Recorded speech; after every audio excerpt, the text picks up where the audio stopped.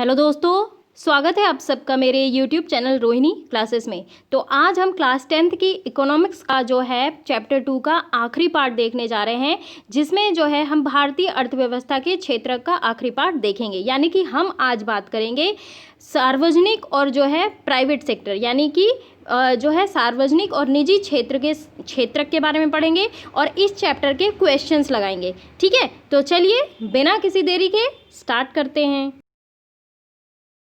स्वामित्व आधारित क्षेत्रक यानी कि सार्वजनिक और निजी क्षेत्रक। देखिए, आर्थिक गतिविधियों को क्षेत्रकों में वर्गीकृत करने के लिए एक अन्य तरीका हो सकता है परिसंपत्तियों का स्वामी और सेवाओं की उपलब्धता के लिए जो है जिम्मेदार व्यक्ति कौन है। यानी कि सार्वजनिक क्षेत्र के बारे में अगर मैं बात करूं तो देखिए, भारत आप सभी को पता है कि एक विकासशील देश है हमारा भारत। ठीक है, अभी विकसित नहीं हुआ है। तो भारत जैसे विकासशील देशों में ना व्यवस्थित और नियोजित जो है विकास की प्राप्ति के लिए सार्वजनिक क्षेत्र का होना बहुत महत्वपूर्ण है। और ये जो देश है ना, आप सभी को पता है कि हमारे यहाँ निर्धनता भी बहुत ज़्यादा है और बेरोजगारी भी जो बहुत ज़्यादा है। तो हमारा जो देश है प्रायः निर्धनता के दुष्चक्र में जो है जकड़ा हुआ है। और इससे छुटकारा पाने के लिए ना आर्थिक विकास की गति को तीव्र करने और पूंजी संचयन की दर को बढ़ाने के लिए तुरंत आवश्यकता होती है। ठीक है, ये चीज़ ध्यान रखिएगा। देखिए, सार्वजनिक क्षेत्र में अधिकांश परिसंपत्तियों पर किसका स्वामित्व होता है? गवर्नमेंट का, यानी कि सरकार का। और सरकार ही ना सभी सेवाएं उपलब्ध करती है। अच्छा, अगर मैं इसके लक्ष्य के बारे में बात करूँ तो इस सार्वजनिक क्षेत्र में ना जो है इसके बहुत सारे लक्ष्य होते हैं। जैसे देखिए, प्राकृतिक साधनों के विकास के लिए, ठीक है, मौलिक और आवश्यक उद्योगों के विकास के लिए, शोषण को जो है हटाना समाज से, ठीक है, और लोक उपयोगी यानी कि लोगों के लिए जो है उपयोगी सेवाओं का उचित प्रयोग करना। ठीक है, वहीं अगर हम बात करेंगे निजी क्षेत्र के बारे में, तो निजी क्षेत्र में क्या होता है? परिसंपत्तियों पर किसका स्वामित्व होता है? निजी व्यक्ति का, यानी कि एकल व्यक्ति का स्वामित्व। और सेवाओं के वितरण की जो जिम्मेदारी होती है वो एकल व्यक्ति या कंपनी के हाथों में होती है। ठीक है, उदाहरण के माध्यम से अगर मैं आपको समझाने का प्रयास करूं तो देखिए, रेलवे और डाकघर ये सार्वजनिक क्षेत्र के उदाहरण हैं। जबकि Tata iron and steel company ले लीजिए, चाहे रिलायंस इंडस्ट्रीज ले लीजिए, ठीक है, ये सारी कंपनियां जो है ये किसकी है? निजी स्वामित्व की है। ठीक है, अगर मैं बात करूं निजी क्षेत्र के बारे में, तो निजी क्षेत्र की गतिविधियों का ध्येय जो है होता है ना, वो सिर्फ और सिर्फ ज़्यादा से ज़्यादा लाभ कमाना होता है, यानी कि लाभ अर्जित करना होता है। ठीक है, और इनकी सेवाओं को ना प्राप्त जो है करने के लिए हमें जो है एकल स्वामियों और समझ लीजिए कि कंपनियों को भुगतान करना होता है। ठीक है, आप जैसे देखिए कि रिलायंस का सभी लोग जियो इस्तेमाल कर रहे हैं। ठीक है, आपको भुगतान करना होता है, तब आपको फ्री जो है इंटरनेट सुविधा मिलती है। ठीक है, तो और गवर्नमेंट के अगर जो प्लान होते हैं उनमें कुछ सब्सिडीज़ को देके जो है कुछ कम रियायत बरती जाती है। ठीक है, यानी कि सार्वजनिक क्षेत्र का ध्येय केवल लाभ कमाना नहीं होता है। सरकार जो है सेवाओं पर किए गए व्यय की भरपाई जो है करों और अन्य तरीकों से करती है। अब आप सभी जानते होंगे, अगर नहीं जानते होंगे तो आप सुन लीजिए, गैस सिलेंडर पे जो है कुछ परसेंट जो है सब्सिडी गवर्नमेंट देती है, यानी कि कुछ राशि जो है गवर्नमेंट चुकाती है और आपको कुछ राशि पे करनी होती है। ठीक है, यानी कि सरकार जो सेवाएं प्रदान करती है उसका मात्र एक लक्ष्य लाभ कमाना नहीं होता है, बल्कि सेवाओं को भी प्रदान करना होता है। अगर आज के दिन में देखिए, आधुनिक दिनों में सरकार जो है सभी तरीके की गतिविधियों पर ना व्यय करती है। और ये गतिविधियां क्या हैं? सरकार ऐसी गतिविधियों पर व्यय क्यों करती है, ये चीज़ आप देखिए। कई ऐसी चीज़ें हैं ना जिनकी आवश्यकता जो है समाज के सभी सदस्यों की होती है, लेकिन क्या वे सबके पास पहुंच पाती है? नहीं। लेकिन जिन्हें जो है निजी क्षेत्रक उचित कीमत पर उपलब्ध नहीं कराते। क्यों? क्योंकि इनमें से ना जो है कुछ चीज़ों पर बहुत अधिक पैसे खर्च करने पड़ते हैं जो कि निजी क्षेत्रों की क्षमता से बाहर होते हैं। और इन चीज़ों का इस्तेमाल करने वाले हजारों लोगों से जो है पैसा एकत्र करना भी आसान नहीं है। देखिए, फिर ना यदि वे चीज़ों को उपलब्ध कराते हैं तो वे इसकी ऊंची कीमत वसूलते हैं। अब जैसे देखिए, सड़कों, पुलों, रेलवे, पत्तनों यानी कि बंदरगाह, बिजली, इन सब का निर्माण और बांध आदि से जो है सिंचाई की सुविधा उपलब्ध कराना है ना। और इसलिए ना सरकार जो है ऐसे भारी व्यय स्वयं उठाती है और सभी लोगों के लिए जो है इन सुविधाओं को सुनिश्चित करती है। ठीक है, देखिए कुछ गतिविधियां ऐसी है ना जिन्हें जो है सरकार समर्थन की ज़रूरत पड़ती है, यानी कि निजी क्षेत्र उन उत्पादों और व्यवसायों को तब तक जारी नहीं रख सकते जब तक सरकार उन्हें प्रोत्साहित नहीं करती। उदाहरण के रूप में अगर आप देखिए, उत्पादन मूल्य पर देखिए, बिजली की बिक्री से बहुत से उद्योगों में ना वस्तुओं की उत्पादन लागत में वृद्धि हो सकती है। ठीक है, अनेक इकाइयां, विशेषकर अगर मैं बात करूं लघु इकाइयों की, छोटी इकाइयां बंद हो सकती हैं यदि सरकार का सहारा ना मिले तो। ठीक है, यहाँ सरकार ना उस दर पर बिजली उत्पादन और वितरण के लिए जो है कदम उठाती है जिस पर ये उद्योग जो है बिजली खरीद सकते हैं। तो सरकार जो है लागत का कुछ अंश जो है वहन करती है, यानी कि लागत का कुछ अंश सरकार चुकाती है और बाकी का अंश जो है ये लघु इकाइयां चुकाती हैं। इसी प्रकार मैंने आपको एमएसपी का उदाहरण भी दिया था। ठीक है, मिनिमम सपोर्ट प्राइस जो है गवर्नमेंट किसानों से जो है अन्य अनाज खरीदती है। ठीक है, इसी प्रकार भारत सरकार जो है किसानों से उचित मूल्य पर गेहूं और चावल खरीदती है। मैंने आपको ये भी बताया था कि न्यूनतम समर्थन मूल्य कब होता है, जो है फसल उगाने से पहले। ठीक है, और इसे जो है अपने गोदामों में भंडारित करती है गवर्नमेंट। राशन की दुकानों के माध्यम से उपभोक्ताओं को कम मूल्य पर बेचती है। और आपने कक्षा 9 में खाद्य सुरक्षा में मैंने आपको बताई है, खाद्य सुरक्षा वाला चैप्टर बहुत इंपॉर्टेंट है गाइस। आप क्लास 9th में विजिट करिए या फिर मैं आई बटन में आपको उसका लिंक दे दूंगी। तो खाद्य सुरक्षा जरूर पढ़िए क्योंकि एग्जामिनेशन में ना बहुत पूछा जाता है। मैंने आपको उसमें जो है पीडीएस सिस्टम बहुत अच्छे तरीके से बताया है। तो प्लीज़ आप गाइस क्लास 9th की खाद्य सुरक्षा वाले चैप्टर में जरूर विजिट करिए। ठीक है, देखिए सरकार ना लागत का कुछ जो है भाग वहन करती है और इस प्रकार ना सरकार जो है किसानों और उपभोक्ताओं दोनों की सहायता पहुंचाती है। अब देखिए, किसानों को एक प्रॉपर जो है मार्केट मिल गया, भंडारण मिल गया। ठीक है, उपभोक्ताओं को जो है थोड़े कम कीमत पे जो है राशन मिल गया, तो दोनों की हेल्प हो गई। ठीक है, अधिकतर जो आर्थिक गतिविधियां होती है ना ऐसी होती हैं जिनकी प्राथमिक जिम्मेदारी सरकार पे है, यानी कि इन पर व्यय करना सरकार की अनिवार्यता है। ठीक है, कंपलसरी है। जैसे कि मान लीजिए सभी के लिए स्वास्थ्य और शिक्षा की सुविधाएं उपलब्ध कराना, ये सरकार का काम है। सरकार की जिम्मेदारी है कि वह जो है प्रत्येक व्यक्ति के लिए स्वास्थ्य और शिक्षा की सुविधाएं मुहैया करवाए। ठीक है, हमने पहले अध्याय में कुछ गतिविधियों के बारे में विचार किया है। ठीक है, और समुचित ढंग से विद्यालय चलाना, क्योंकि अब तो जो है शिक्षा का अधिकार मूल अधिकार हो गया है, आर्टिकल 21 के ए में शामिल हो गया है। तो ये भी जो है गवर्नमेंट की रिस्पॉन्सिबिलिटी है कि वो सभी व्यक्तियों को, सभी बच्चों को जो है शिक्षा उपलब्ध कराए। ठीक है, यानी कि गुणात्मक शिक्षा उपलब्ध कराए। विशेषकर अगर मैं बात करूं प्राइमरी एजुकेशन की, तो 6 से 14 वर्ष के बच्चों के लिए फ्री एंड कंपल्सरी एजुकेशन उपलब्ध कराना किसका कर्तव्य है?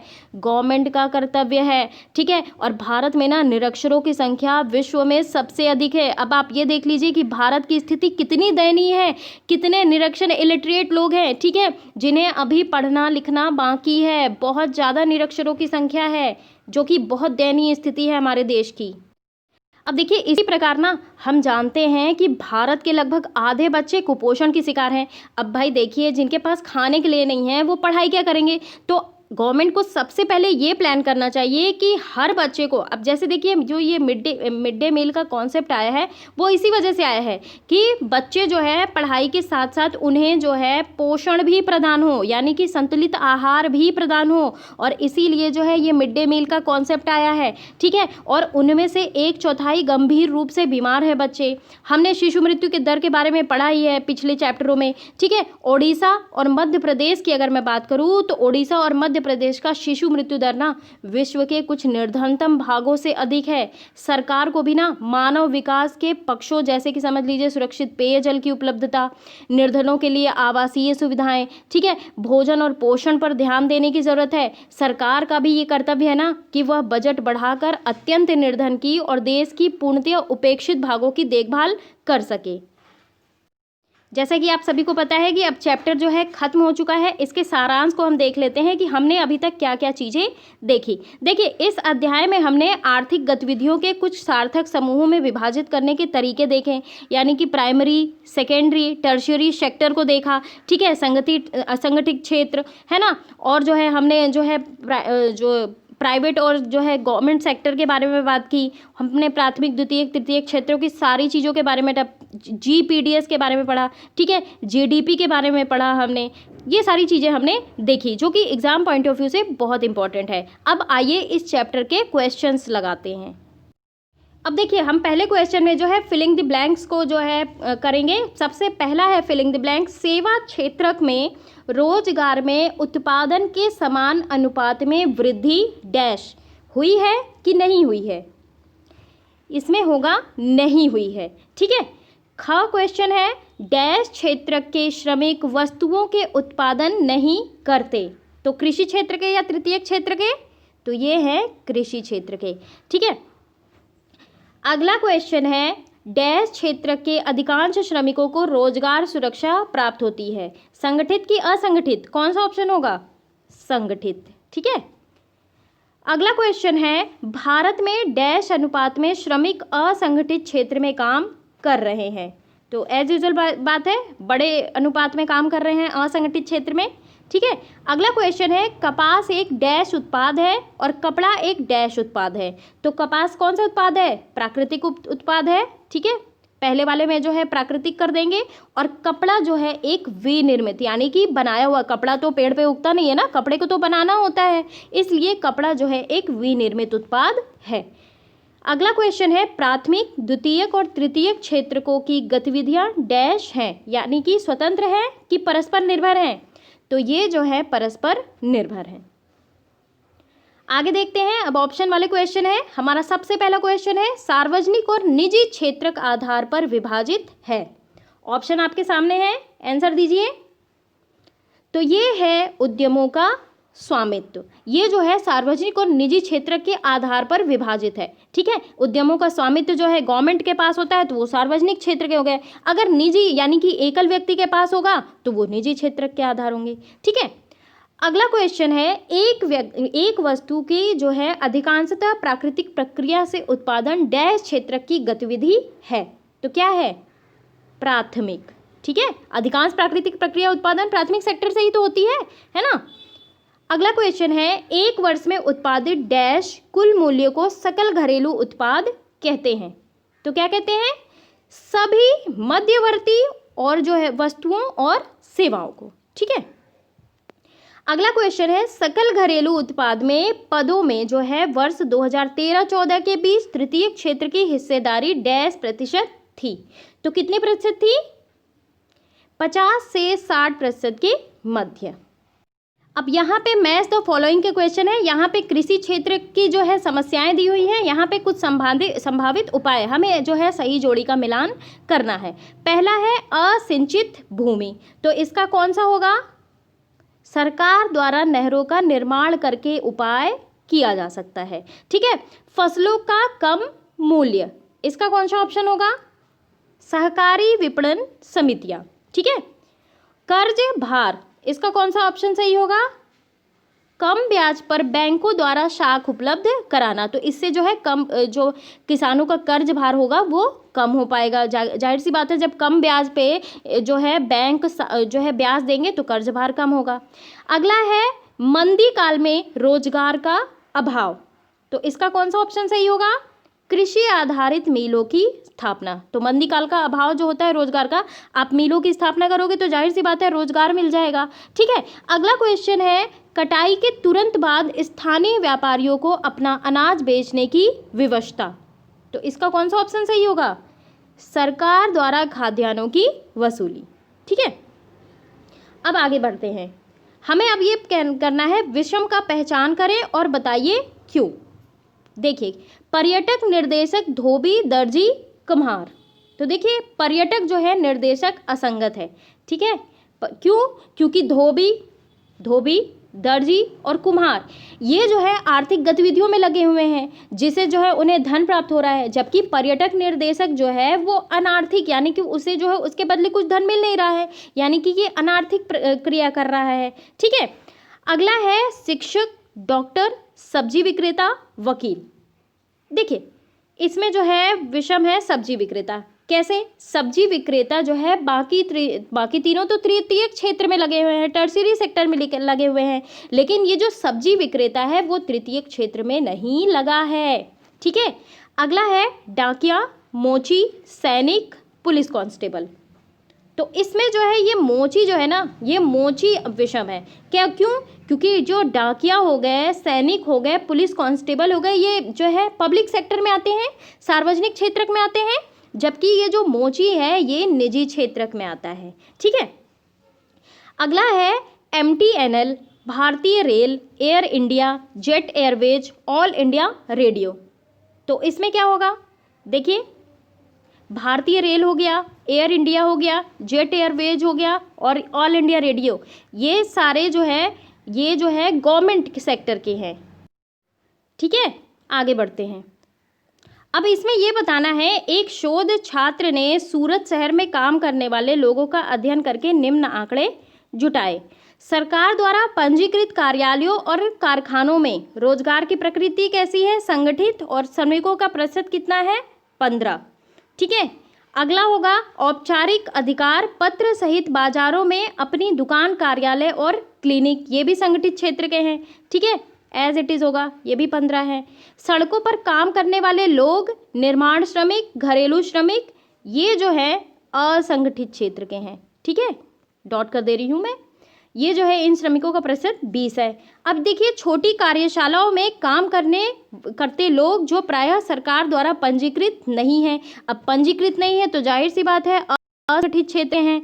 ठीक है, और इनका प्रतिशत है 50%। ठीक है, 100% हो गए, सबको जोड़िए, देखिए 100% हो गए। हमारा अगला क्वेश्चन है, क्या आप मानते हैं कि आर्थिक गतिविधियों का प्राइमरी, सेकेंडरी और टर्शियरी क्षेत्र के विभाजन की उपयोगिता है? व्याख्या कीजिए कि कैसे। देखिए, समाज के जो लोग होते हैं ना, अपनी आजीविका कमाने के लिए विभिन्न प्रकार की आर्थिक गतिविधियों में लगे हुए हैं। ठीक है, कोई वस्तु का उत्पादन करता है, कोई वस्तुओं को बेचता है, या फिर कोई जो है अन्य कामों में लगा है। और इन सब आर्थिक गतिविधियों को ना तभी समझा जा सकता है जब उन्हें विभिन्न वर्गों में विभाजित किया जाए। यानी कि इसलिए ना विभिन्न आर्थिक क्रियाओं को 3 क्षेत्रक में बांटा गया है, यानी कि प्राथमिक क्षेत्रक, द्वितीय क्षेत्रक और तृतीय क्षेत्रक। यानी कि इन्हें समझने का प्रयास किया गया है, इन्हें ऐसे बांट के। ठीक है, अब जैसे मैंने आपको बताया भी था कि प्राथमिक क्षेत्रक जो है उसमें केवल वे क्रियाएं शामिल हैं जो प्राकृतिक संसाधन का प्रयोग करके ही की जाती हैं। जैसे कि देखिए, कृषि कार्य हो गया, पशुपालन हो गया। द्वितीय क्षेत्र में क्या आती हैं, वैसी क्रियाएं आती हैं जो प्राथमिक क्षेत्र का इस्तेमाल करके बनाई जाती हैं। ठीक है, यानी कि विनिर्मित की जाती हैं। जैसे देखिए, गन्ने से चीनी बनाना, कपास से कपड़े तैयार करना। ठीक है, और तृतीय क्षेत्र में क्या आता है, तृतीय क्षेत्र में जो है किसी वस्तु का निर्माण नहीं होता है, जबकि जो है इसमें सेवाएं प्रदान होती हैं। यानी कि जैसे देखिए, बैंकिंग सेवाएं हो गई, परिवहन की सेवाएं हो गई, संचार सेवाएं हो गई। तो ये सारी जो है ना महत्वपूर्ण क्रियाएं हैं। क्यों? क्योंकि अन्य दोनों प्रकार की क्रियाओं का विकास जो है इन्हीं पे डिपेंड करता है। ठीक है, अगर मैं आपको बोलूँ कि प्राइमरी, सेकेंडरी और टर्शियरी, ये तीनों जो है ना एक दूसरे पे इंटरडिपेंडेंट है। ठीक है, आगे देखते हैं। अगला क्वेश्चन है, इस अध्याय में आए प्रत्येक क्षेत्र को रोजगार और सकल घरेलू उत्पाद पर क्यों केंद्रित करना चाहिए? क्या अन्य वाद विवादों के जो है परीक्षण किया जा सकता है? इस पर चर्चा करिए। देखिए, इस अध्याय में हमने जो है प्रत्येक क्षेत्र को रोजगार और सकल घरेलू उत्पाद पे ही केंद्रित करना चाहिए। क्यों? क्योंकि ये जो दोनों है ना, ये दोनों रोजगार और सकल घरेलू उत्पाद में वृद्धि जो है आर्थिक विकास के लिए महत्वपूर्ण है। अब जैसे देखिए, यही हमारी तो पंचवर्षीय योजनाओं के प्राथमिक लक्ष्य भी रहे हैं। अब हमने जाना कि तीनों क्षेत्र के जो है सकल घरेलू उत्पाद और रोजगार महत्वपूर्ण योगदान रहा है। समय के साथ साथ तीनों क्षेत्रों के योगदान में जाहिर सी बात है, नो डाउट वृद्धि हुई है, लेकिन सकल घरेलू उत्पाद में सबसे अधिक योगदान जो है किसका रहा है? टर्शियरी सेक्टर का, यानी कि तृतीय क्षेत्र का। और हम जानते हैं कि रोजगार जो है ना सभी क्षेत्रों में बढ़ा है, लेकिन अभी भी जैसा कि हमने चैप्टर में देखा है कि अभी भी भारत में लगभग 60% जनता जो है प्राइमरी सेक्टर में लगी है। तो यही चीज सवाल उठ रहा है कि जब टर्शियरी सेक्टर का इतना ज़्यादा विकास हो रहा है तो उसमें रोजगार का सृजन क्यों नहीं हो रहा है?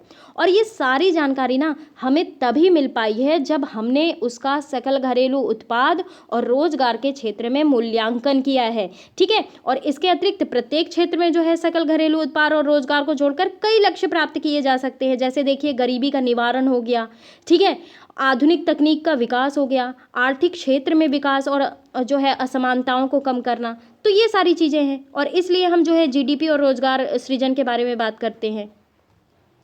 अगला क्वेश्चन है, जीविका के लिए काम करने वाले अपने आसपास के वयस्कों के सभी कार्यों की लंबी सूची बनाइए।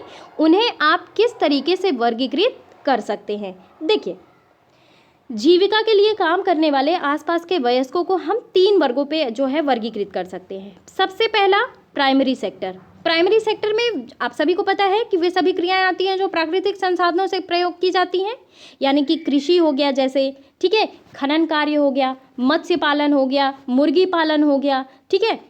फिर आती है दूसरा, सेकेंडरी सेक्टर, ठीक है।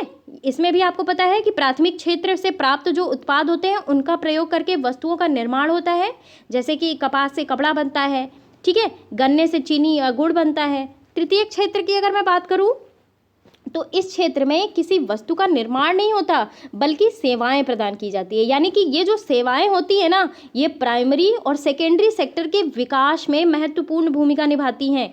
अब जैसे देखिए, परिवहन होगा नहीं, रेलवे संचार होगा नहीं, तो क्या जो आप प्राइमरी सेक्टर से उत्पादन कर रहे हो और सेकेंडरी सेक्टर के माध्यम से आप विनिर्मित कर रहे हो तो वो ट्रांसफ़र हो पाएगा?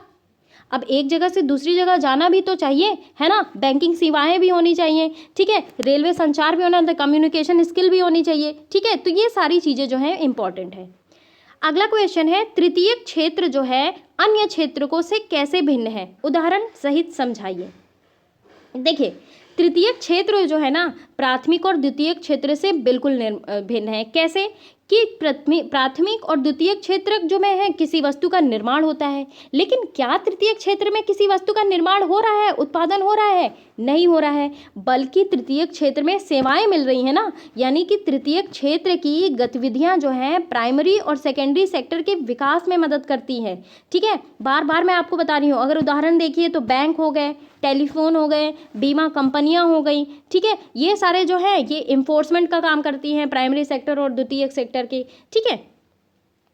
अगला क्वेश्चन है, प्रच्छन्न बेरोजगारी से आप क्या समझते हैं? शहरी और ग्रामीण क्षेत्रों के उदाहरण देकर समझाइए।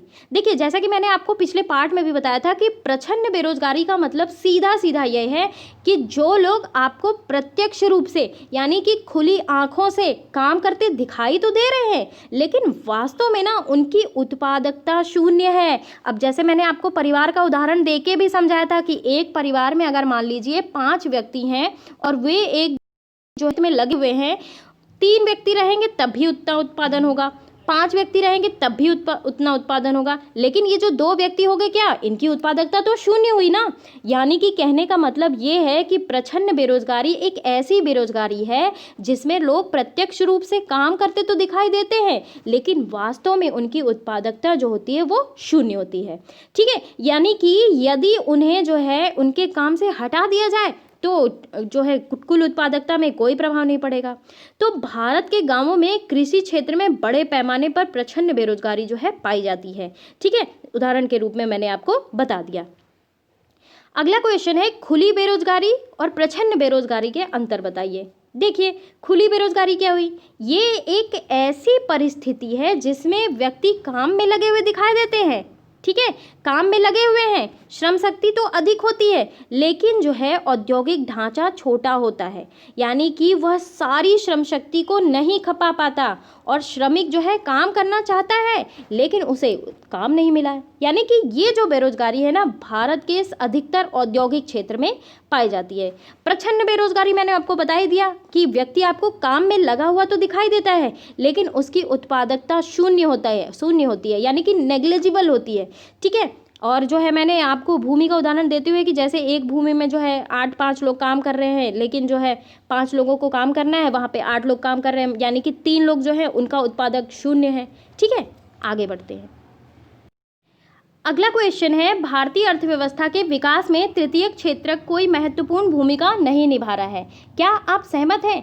देखिए, किसी भी देश की आर्थिक विकास में ना तृतीय जो क्षेत्र की है भूमिका बहुत महत्वपूर्ण होती है और मैं इस बात से डिनाई करती हूँ, ठीक है, कि तृतीय क्षेत्र की कोई महत्वपूर्ण भूमिका नहीं होती। देखिए, सभी विकसित देशों में ना सकल घरेलू उत्पाद का अधिकांश भाग जो होता है ना वो तृतीय क्षेत्र से ही तो प्राप्त होता है। अब ये जो कथन दिया है ये पूरी तरीके से गलत है, ठीक है। भारतीय अर्थव्यवस्था के विकास में ना तृतीय क्षेत्र की जो है कोई महत्वपूर्ण भूमिका तो नहीं निभा रहे हैं, लेकिन इस बात में कोई संदेह नहीं है कि भारत का जो सकल घरेलू उत्पाद है उसमें तृतीय क्षेत्र की वृद्धि हुई है, भागीदारी की, ठीक है। ये चीज़ आपको ध्यान रखना है। अगला क्वेश्चन है, भारत में सेवा क्षेत्र के दो विभिन्न प्रकार के लोगों को नियोजित करता है, ये लोग कौन है? देखिए, भारत में ना सेवा क्षेत्र दो विभिन्न प्रकार को नियोजित करता है, इस बात से मैं पूर्णतः सहमत हूँ। कैसे?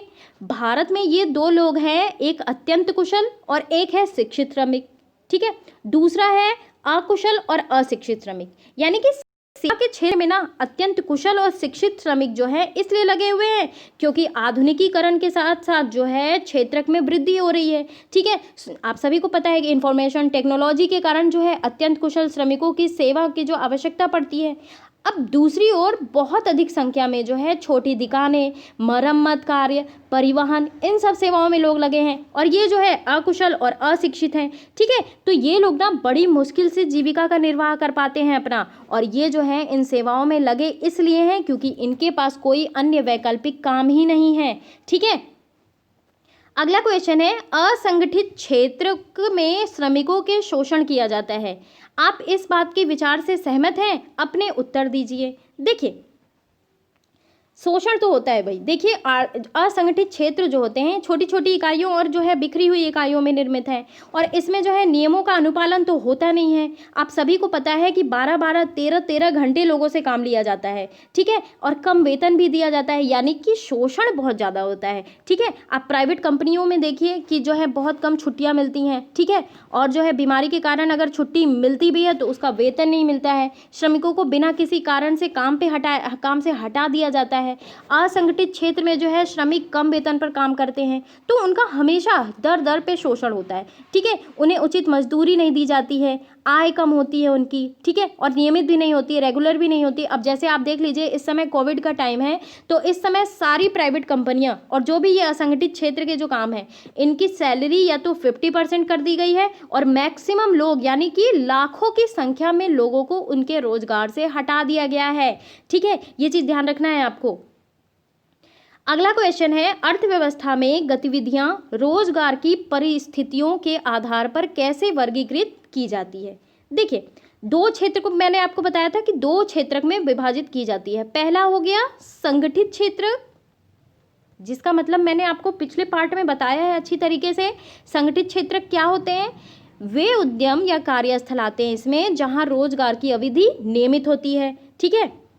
कांता वाला जो है मैंने उदाहरण देके आपको समझाया था, ठीक है। इसमें जो है एम्प्लॉयज़ जो होते हैं वो सरकार द्वारा पंजीकृत होते हैं, सरकारी नियम होते हैं, इसमें उनका पालन करना होता है, प्रॉपर सैलरी मिलती है, ठीक है, अवकाश भी मिलता है, ठीक है, भुगतान भविष्य निधि सेवानुदान भी मिलते हैं और सेवानिवृत्ति यानी कि जो है रिटायरमेंट के बाद भी उन्हें पेंशन का प्रोविज़न है। दूसरा है असंगठित क्षेत्र। असंगठित क्षेत्र जस्ट इसका अपोजिट है, ये छोटी छोटी इकाइयों में बिखरी हुई इकाइयों में रहते हैं, ठीक है। और क्या होता है, इसमें जो है रोजगार की गारंटी नहीं होती है, नियमों विनियमों का पालन नहीं होता है, कम वेतन मिलते हैं, छुट्टी के दिन वाला जो है वेतन नहीं मिलता है, तो ये सारी चीज़ें इसमें रहती हैं। अच्छा, ये जो क्वेश्चन नंबर 16 है, संगठित और क्षेत्र, इसका तो अंतर आपको पता चल ही गया होगा। मैंने जो है 3-4 बार इस चैप्टर में मैंने आपको इसका अंतर बताया है, ठीक है। आगे बढ़ते हैं, मनरेगा के उद्देश्यों की व्याख्या करिए। देखिए, सबसे पहला उद्देश्य की अगर मैं बात करूं तो ये जो है सभी लोगों को जो है काम करने में सक्षम है और जिन्हें काम की ज़रूरत है, सरकार उन्हें रोजगार की गारंटी देता है। कितने दिनों तक के लिए? 100 दिनों के लिए, ठीक है। दूसरा है, यदि सरकार रोजगार उपलब्ध कराने में असफल रहती है तो वो लोगों को क्या देगी? बेरोजगारी भत्ता, ठीक है। तीसरा उद्देश्य है इसका, ये जो अधिनियम है ना, उन कामों को वरीयता दिया जाएगा जिससे जो है भविष्य में भूमि उत्पादन बढ़ाने में मदद मिल सके। अगला क्वेश्चन है, अपने क्षेत्र से उदाहरण लेकर सार्वजनिक और निजी क्षेत्र की गतिविधियों के कार्यों की तुलना कीजिए। और जो है मैं कई दफ़े तुलना कर चुकी हूँ। सार्वजनिक क्षेत्र में वो आते हैं जो सरकारी तंत्र के अधीन होते हैं। सार्वजनिक क्षेत्र कहलाते हैं अब भारतीय रेल हो गया, लौह इस्पात उद्योग हो गया, जहाज निर्माण, ये सारे जो है पब्लिक सेक्टर में आते हैं। प्राइवेट सेक्टर में कौन आते हैं? जो उद्योग किसी निजी व्यक्ति के हाथ में होते हैं, यानी कि जो निजी क्षेत्र कहलाते हैं। इसमें ऐसे उद्योग आते हैं जो आम जनता की आवश्यकताओं को पूरा करते हैं, ठीक है, जैसे टेलीविज़न, एयर कंडीशनर, फ्रिज आदि बनाने वाले उद्योग हो गए, ठीक है। तो ये सारी चीज़ें हो गई। अगला क्वेश्चन है, इस क्वेश्चन को आप स्वयं करेंगे 19वें नंबर को, ठीक है, आपको उदाहरण देना है। अगला क्वेश्चन है, सार्वजनिक क्षेत्र की गतिविधियों का कुछ उदाहरण दीजिए, व्याख्या कीजिए कि सरकार द्वारा इन गतिविधियों का कार्यान्वयन जो है क्यों किया जाता है। देखिए, सार्वजनिक क्षेत्र की गतिविधियों के 3 उदाहरण, एक है डाकघर, रेलवे और बैंक। इन गतिविधियों का संचालन सरकार करती है। इसके कई कारण हैं। सबसे पहले अगर मैं कारण की बात बताऊं तो ये ऐसी चीज़ है जिनकी आवश्यकता समाज के प्रत्येक व्यक्ति को होती है, ठीक है, लेकिन इन्हें निजी क्षेत्र उचित कीमत पर उपलब्ध नहीं कराते हैं। क्यों? क्योंकि इसमें व्यय बहुत ज़्यादा होता है, इसमें पैसा बहुत खर्च आता है, ठीक है। दूसरी चीज़, कुछ गतिविधियां ऐसी होती हैं जिन्हें सरकार समर्थन की जरूरत पड़ती है। निजी क्षेत्र के व्यवसायों को तब तक जारी नहीं रख सकते जब तक सरकार उन्हें प्रोत्साहित नहीं करती, ठीक है। तीसरा है, अधिकतर आर्थिक गतिविधियां ऐसी हैं जिनकी प्राथमिक जिम्मेदारी सरकार पर है, यानी कि इन पर व्यय करना भी सरकार की अनिवार्यता है, ठीक है। अगला क्वेश्चन है, व्याख्या कीजिए कि एक देश के आर्थिक विकास में सार्वजनिक क्षेत्र कैसे योगदान देता है। बिल्कुल एकदम बहुत इंपॉर्टेंट क्वेश्चन है और ये आपको अच्छी तरीके से समझना होगा कि किसी देश की आर्थिक विकास में ना सार्वजनिक क्षेत्र जो है बहुत महत्वपूर्ण भूमिका निभाता है। क्यों? क्योंकि सार्वजनिक क्षेत्र का उद्देश्य लाभ कमाना नहीं है। सभी महत्वपूर्ण गतिविधियों का संचालन जो है सार्वजनिक क्षेत्र द्वारा किया जाता है और ऐसी गतिविधि जो है जिनकी आवश्यकता समाज के सभी सदस्यों को होती है। अब जैसे देखिए, सड़कें बनती हैं, पुल बनते हैं, रेलवे है, पत्तन है यानी कि बंदरगाह, बिजली, इन सभी का तो सभी को इस्तेमाल करना है ना, कंपलसरी है, सबकी नीड है। आप देख लीजिए कि 2-4 घंटे के लिए लाइट चली जाती है तो क्या होता है ना।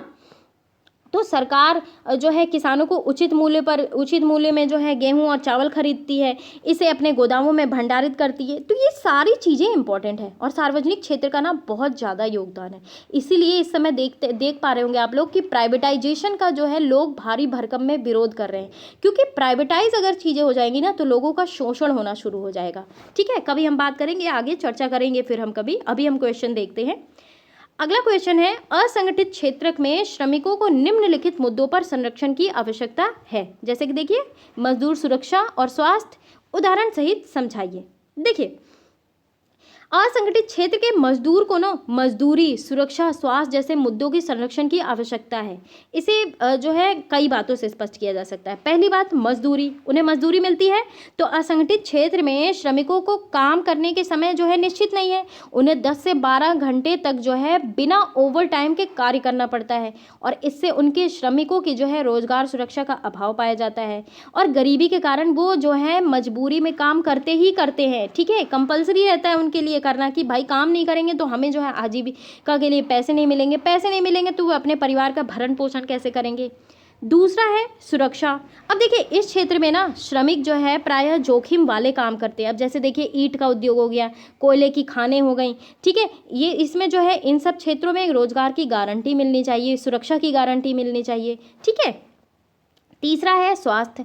अब देखिए, ये श्रमिक चूंकि गरीब होते हैं, आप सभी को पता है कि असंगठित क्षेत्र में मैक्सिमम जो है गरीब लोग लगे होते हैं, इन्हें पौष्टिक आहार नहीं मिल पाता, तो जाहिर सी बात है इनके स्वास्थ्य बिगड़ेंगे ही और ये स्वास्थ्य की विपरीत परिस्थितियों में काम करते हैं, ठीक है, और इस कारण से इनकी स्थिति अच्छी नहीं होती। तो महत्वपूर्ण कदम उठाए जाने की ज़रूरत है स्वास्थ्य के क्षेत्र में भी, ठीक है। अगला क्वेश्चन है, अहमदाबाद में किए गए एक अध्ययन में पाया गया कि नगर के 15 लाख जो है 15 लाख श्रमिकों में से 11 लाख श्रमिक जो हैं असंगठित क्षेत्र में काम करते थे। वर्ष 1997-98 में नगर की कुल आय 600 करोड़ रुपए थी और इनमें से 320 करोड़ रुपए संगठित क्षेत्र से प्राप्त होती थी। और इन आंकड़ों की तालिका में प्रदर्शित कीजिए नगर में और जो है अधिक जो है रोजगार सृजन के लिए किन तरीकों पर विचार किया जाना चाहिए। देखिए, अगर मैं यहाँ पे लिख दूँ अर्थव्यवस्था के क्षेत्रक, ठीक है, आप समझ लेना। यहाँ पे श्रमिकों की संख्या और यहाँ पे लिख दूँ मैं आय यानी कि इनकम। यहाँ पे देखिए अगर मैं संगठित क्षेत्र की बात करूँ तो यहाँ पे ले लीजिए 4 लाख लोग, ठीक है। और यहाँ पे जो है आय इनकी है 32,000 रुपये, ठीक। अब ले देते हैं असंगठित क्षेत्र। यहाँ पे 11 लाख श्रमिकों की संख्या, ठीक है, और इनका आय जो है 28,000। अब कुल योग ले लीजिए, कुल यहाँ पे हो गया 15 लाख, ठीक है, और यहाँ पे हो गया आय जो है इनकी हो गई 60,000, ठीक है।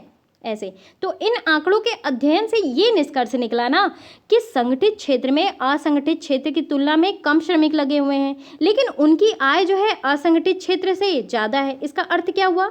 इसका अर्थ ये हुआ कि असंगठित क्षेत्र में काम करने वाले ये जो श्रमिक है ना, इनको वेतन कम मिलता है, ठीक है। नगर में अधिक रोजगार के सृजन के लिए जो है कई तरीकों पे विचार करना चाहिए, जैसे कि देखिए शिक्षा का जो स्वरूप है इसको बदलना चाहिए, शिक्षा में जो है टेक्नोलॉजी लाना चाहिए, वोकेशनल एजुकेशन का जो है इन्वॉल्वेशन होना चाहिए, ठीक है। दूसरी चीज़, लोगों को स्वरोजगार प्रारंभ करने के लिए उचित वित्तीय और तकनीकी सहायता प्राप्त करनी चाहिए, ये चीज़ हो सकती है।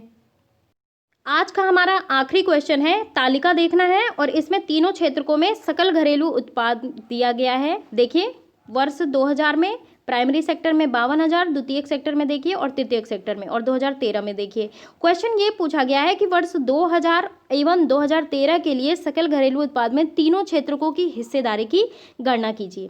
देखिए 2000 और 2013 में, ठीक है, मैं यहाँ पे जो है यहाँ पे तो देखिए प्राइमरी सेक्टर में जो है 58%, सेकेंडरी में 14% और टर्शियरी में 28%, ठीक है। और 2013 में जो है 27% प्राइमरी सेक्टर में, सेकेंडरी सेक्टर में जो है 25% और टर्शियरी सेक्टर में 48%। अब ये दिया हुआ है अगला कि इन आंकड़ों को अध्याय में दिए गए आरेख 2 के समान जो है प्रदर्शित कीजिए और ये छात्र स्वयं करेंगे, ठीक है।